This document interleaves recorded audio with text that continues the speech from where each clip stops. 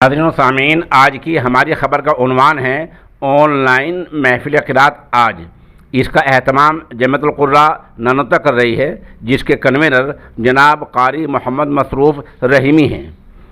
اطلاع دیتے ہوئے قاری محمد ذیشان نے بتایا کہ آن لائن محفل قرات کا افتتاح آج یعنی 9 ستمبر بروز بدھ بعد نماز عشاء ہو جائے گا اور اختتام رات کو 11 بجے یعنی کل 2 گھنٹے تک یہ محفل قرات جاری رہے گی۔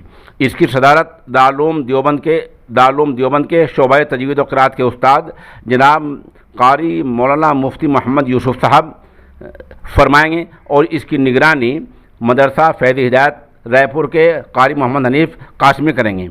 قاری ذیشان کا کہنا یہ ہے کہ اس سامعین اور جو ناظرین ہیں بذریعہ زوم میپ وابستہ ہو جائیں گے۔